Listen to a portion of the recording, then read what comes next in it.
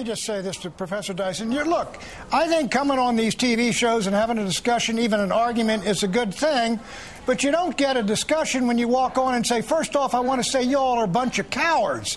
Because it's not true. That's not what it's he an said. insult. And, well, he said we are a nation of cowards. Was he talking about himself? I mean, was he talking about Obama sitting there silently when Reverend Wright went into his racist diatribes? Who was he talking about? No. Most of us think, let me tell you what he's talking about. He's talking about America. Look at this point. You say you want honest conversation, and Mr. Barnacle started the conversation. What happens when we white guys speak honestly about race? Well, I'll tell you what happens. When you speak honestly about race, you tell the truth about what you feel. All of us should be allowed to do that. The question is, when we put our bona fides on the table, when we establish what we think are the baselines for racial conversation in America, we have to be honest and willing to say, hey, maybe we didn't get it right. Maybe white supremacy, social injustice, the owning of slaves, Jim Crow law, and vicious bigotry have not led to the best experiment in democracy. Dyson. Hold on. And what we must do now is to acknowledge that and then move forward. It's not so when black people tell the truth, then white feelings of guilt and offense come about. Okay, Let me tell some truths. Let me tell some truths. White folks in America are not responsible for the 70% illegitimacy rate in the black community.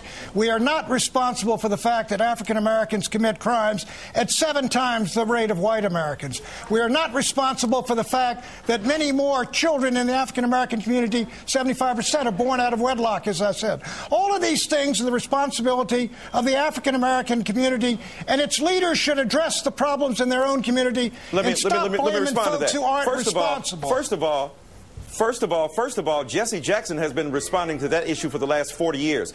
Many people have been having a vibrant, vital, consistent conversation about the necessity for self-responsibility. What I didn't hear you say is that black people are not responsible for Oscar Grant when he goes out in Oakland and then gets viciously assaulted by a policeman. We are not responsible for chimpanzee commercials and cartoons put forth by the New York Post that draw an implicit relationship between the president... Sure.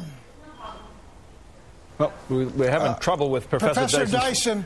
Go ahead, Let me tell you, in the statistics on group crime against individuals, gang rape and gang assaults, the numbers are almost 100 to 1.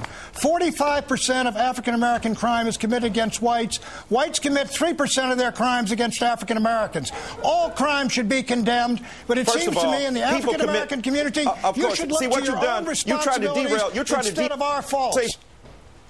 Responsibility for taking step. According to you, the entire problem of racial fascism in this country rests upon the backs of black people. You have not owned up to, at one point in this conversation, the reality that the dominant American culture has fed and fueled the vicious divisiveness that we continue to confront. So now you're trying to scapegoat. You continue to blame. Look, the African-American community was far more law-abiding. When black people talk about honest feelings as blaming, when white people talk about it, it's called being held responsible.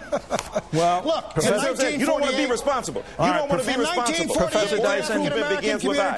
Eric Holder was right. This nation must live up to the true meaning of its creed, and we must engage in some serious analysis of what is going wrong in the country. If we can't be honest about that, many black people are used to hearing negative things about themselves every day in the press. Many white people are not. It's time that we share the burden and redistribute the pain, and all of us engage in a convincingly open, cogent explanation about why we are where we are racially, and Eric Holder has done that with his brilliant comments. I think, Professor, you got to take a little more responsibility for your own community.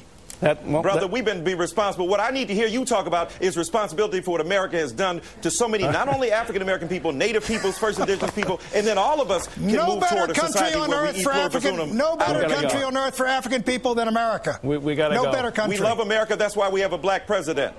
And that's why we're not a nation of cowards, Professor Dyson. I loved it even before that. Well, you know what?